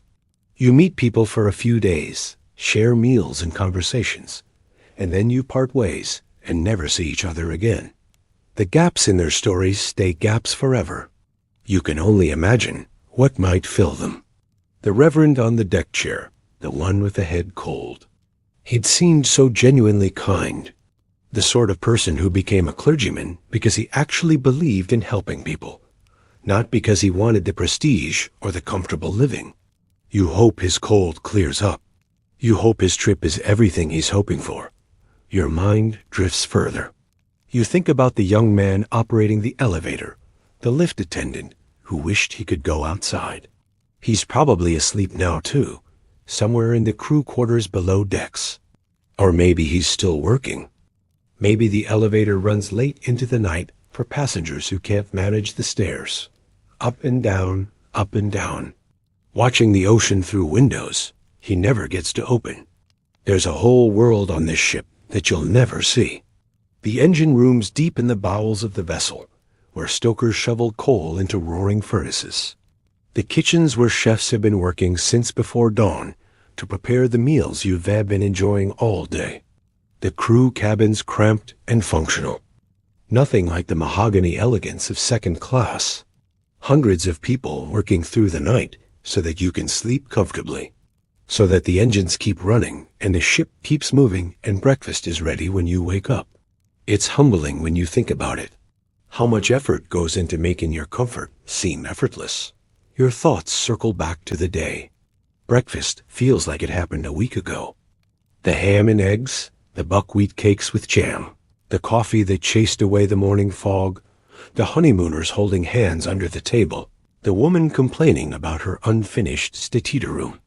Such a small thing, an unfinished stateroom, a minor inconvenience on a brand new ship, but she'd been genuinely upset about it, as if a few missing fixtures somehow diminished the whole experience. You'd felt a twinge of annoyance at her then, but now lying here in the dark, you think you understand. Everyone wants their voyage to be perfect. Everyone wants the reality to match the dream, and for you, so far it has. The ship has exceeded every expectation. The food, the service, the accommodations, the company. It's all been better than you dared hope. You think about the library, the green armchairs, the way the afternoon light came through the windows while you read. Sherlock Holmes solving crimes in foggy London while the Atlantic rolled past outside. There's a copy of that book in libraries all over the world. People reading the same words in parlor, in train cars and ships and hotels, the same characters, the same mysteries, the same solutions. Books are strange that way. They create connections between strangers who will never meet. You and some banker in New York might have read the exact same passage on the exact same day. You might have laughed at the same joke, felt the same tension, turned the pages at the same moments, and you'll never know it. You'll never meet. But for a few hours, you are sharing something. Your mind is getting fuzzier now. The thoughts less coherent. You think about Ireland, the green hills rising from the sea, the tender chugging across the harbor, the migrants climbing aboard with their heavy cases and their hopeful faces. That young man who waved at you. You waved back. Such a small thing, a gesture across the divide between second class and third. You'll probably never see him again. Even if you did, you wouldn't recognize him. But for that one moment, you connected. Two strangers heading to the same destination, acknowledging each other across the gap. Where is he now? Somewhere below you, probably in the steerage quarters, sharing a cabin with how many others? 10, 20. You don't know how it works down there. You don't know much about anything that happens outside your own comfortable little bubble. But he's making the same journey you are, crossing the same ocean, heading for the same harbor. When the ship docks in New York, you'll all walk down the same gangways onto the same pier. Rich and poor, first class and steerage, all of you arriving together. There's something almost beautiful about that. You think about the letter you wrote, sitting in the library with the white starline stationery, the pen scratching across the paper, all those words pouring out of you, everything you'd seen and done and felt since boarding. Your family will read that letter in a week or two. By then, the voyage will be over. You'll be back on solid ground, going about your ordinary life. This whole experience already fading into memory. But the letter will preserve it. The letter will keep this day alive. The band and the breakfast and the green armchairs and the Irish coast. Your mother will probably cry. She always cries at letters. Happy tears, she calls them. The kind that come when someone you love is having a wonderful time far away, and you wish you could be there with them. You think about tomorrow. What will you do? More of the same, probably. Breakfast in a dining saloon. A morning in the library, picking up where you left off with Holmes and Watson. Maybe a walk on the deck if the weather cooperates. Lunch with your table mates. Another afternoon in a deck chair watching the ocean and chatting with strangers. It sounds repetitive when you lay it out like that. The same rhythm day after day, meals and walks and reading and conversation. But somehow it doesn't feel repetitive.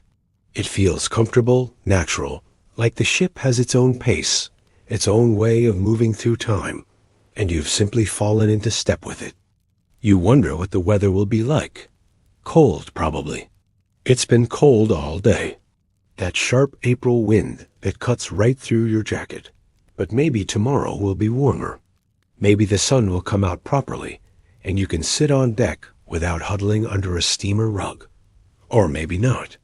The Atlantic doesn't care about your preferences. It does what it does. You just have to adapt. Your roommate shifts in his bunk. You hear the rustle of sheets, the creak of the mattress springs, and silence again. He's asleep now. You can tell by his breathing, slow and even. The deep, unconscious rhythm of someone who stopped fighting wakefulness. You're almost there yourself. Just a few more thoughts. A few more fragments drifting through. You think about the fourth funnel, the one that barely produced any smoke. Standing at the stern this afternoon, craning your neck to look up at it. Such a strange detail. Why build a funnel that doesn't seem to do anything? Symmetry, maybe. Making the ship look balanced from a distance. Or maybe it does something you don't understand. Ventilation, exhaust from the kitchens, some engineering purpose that's obvious to the designers, but invisible to passengers like you. You'll probably never know, and that's fine. You don't need to know everything. Some mysteries are allowed to stay mysteries. The world is full of things you don't understand. Systems working behind the scenes, mechanisms hidden from view. The ship runs on coal and steam and the labor of hundreds of people you'll never meet. Your food arrives on plates, and you eat it without thinking about the farms where the vegetables grew, or the waters where the fish were caught, or the hands that prepared everything in the galleys below. The spaghetti at lunch. Where did the pasta come from? Italy, probably. Dried and packed and shipped across the Mediterranean, and then across the Channel, and then loaded onto this ship and cooked in the Ilsesher galleys and served to you on a plate with a white Star Line logo. Such a journey for a simple dish. Such a chain of hands in ships and trains and warehouses, all working together to put lunch on your table. You ate it without thinking. Everyone does. That's how civilization works. Thousands of invisible processes, all humming along in the background, making modern life possible. It's easier that way, simpler. You can't think about everything. You'd go mad trying. Better to just enjoy it. To accept the comfort without interrogating where it comes from. To eat the meals and sleep in the beds, and trust that the people responsible for making it all work know what they're redoing. The engines hum beneath you. That constant reassuring sound. You've stopped noticing it consciously, but it's there. It's always there. A vibration you feel more than hear. A presence that reminds you, even in moments of complete stillness, that you're moving, that the shore is falling away behind you, that tomorrow you'll be somewhere else entirely. Miles and miles of ocean crossed while you sleep. Your body is heavy now, sinking into the mattress. Your limbs don't want to move. Your eyelids don't want to open. Everything is soft and warm and quiet. The pillow cradles your head. The blankets wrap around your body. The ship rocks gently, so gently you barely notice it. Just enough motion to remind you that you're floating, that the solid ground is thousands of feet below you at the bottom of the ocean, and you're suspended here in this steel cocoon, trusting engineering and mathematics to keep the water out. But you don't worry about that. You don't worry about anything anymore.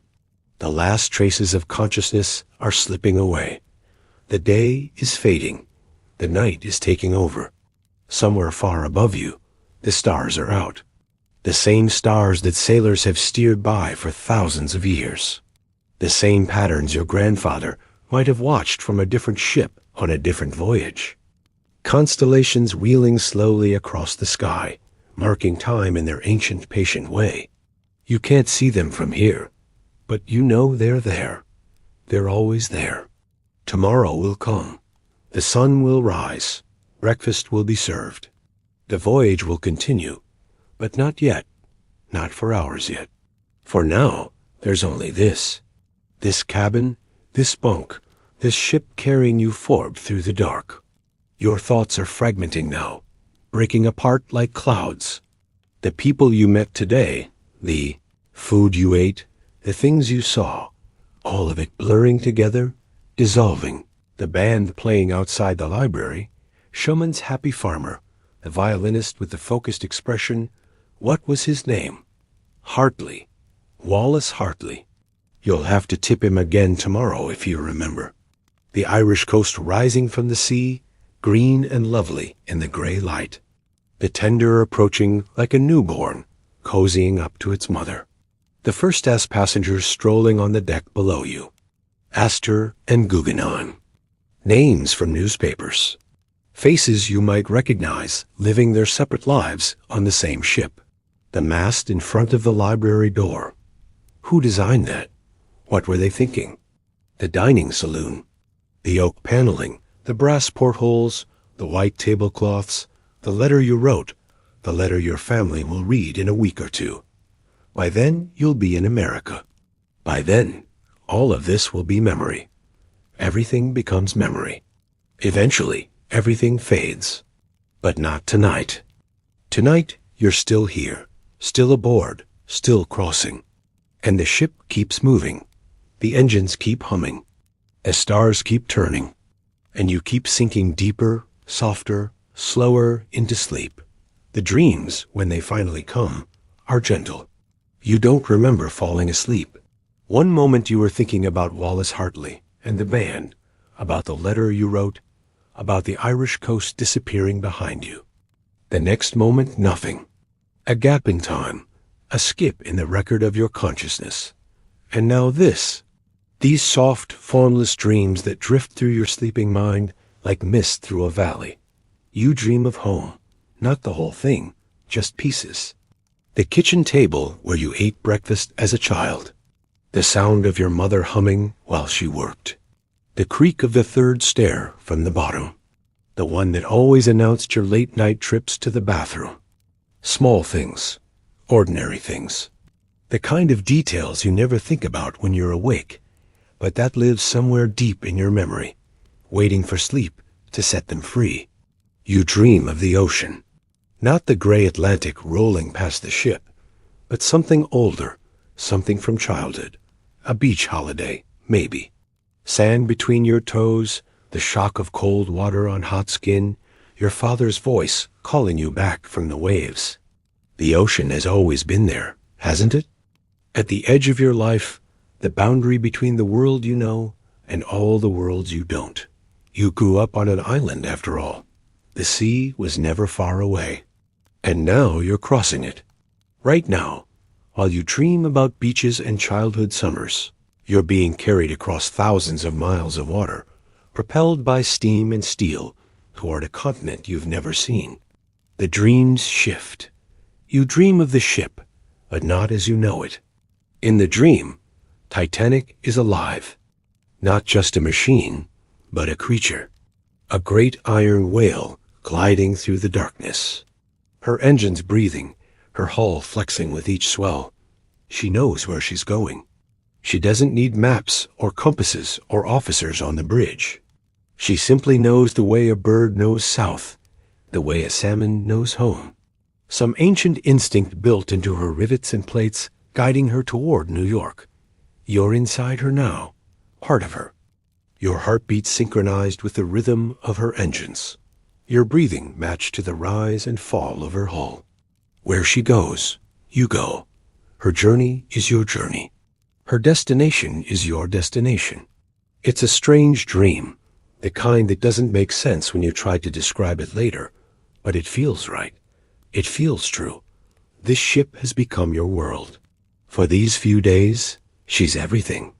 Home and transport and hotel and restaurant and social club, all wrapped in one enormous steel package, cutting steadily westward through the night. The dreams fade, come back, fade again. Time doesn't work the same way in sleep. An hour might feel like a minute. A minute might stretch into an hour. The clock on the wall keeps ticking. But you're not part of that world anymore. You're somewhere else. Somewhere outside of time. Your body is doing what bodies do when they sleep. Repairing itself. Consolidating memories. Processing the thousands of small experiences that make up a day. Tucking them away in whatever corner of the brain they belong in. All that walking, all that eating, all that talking and watching and reading and thinking, it takes a toll, even when you don't notice. Sleep is how you pay it back. Sleep is how you get ready for tomorrow. And tomorrow will come. It always does. The sun will rise over the hay, eastern horizon, painting the clouds in shades of pink and gold. The stewards will begin their rounds, knocking softly on cabin doors, offering tea to passengers who are already stirring. The dining saloon will fill up again. The smell of bacon and eggs and fresh bread will drift through the corridors, and you'll be there sitting at your assigned table, nodding to your table mates, ordering the buckwheat cakes again, probably because they were really quite good. Another day on the water. Another 24 hours of this strange suspended life. Another step closer to New York. What will the city be like? You've imagined it so many times. The harbor, the docks, the towering buildings you've seen in photographs, the streets crowded with people from every corner of the world, the noise, the energy, the overwhelming newness of it all. Your cousin immigrated 5 years ago. His letters describe a city that never sleeps. Trolley cars rattling down cobblestone streets at midnight. Restaurants open until dawn. Theaters and music halls, and a kind of restless ambition that makes London seem sleepy by comparison. He loves it. He says he could never come back to England. That the old country feels slow and small now. That once you've tasted America, nothing else quite satisfies. You're not sure you believe him. You love England. Love the green hills and the familiar streets and the rhythm of a life you understand. But you're curious. You want to see for yourself. You want to stand in the middle of Manhattan and feel what your cousin felt. That rush, that sense of possibility. Maybe you'll understand. Maybe you won't. Maybe it takes more than a visit to feel what the immigrants feel. Maybe you have to burn your bridges, sell everything you own, leave with no intention of coming back. That's not you. You're a tourist, a visitor. You'll see the sights and eat the food, and then you'll go home. Your roots are in English soil. They always will be, but still, you're curious.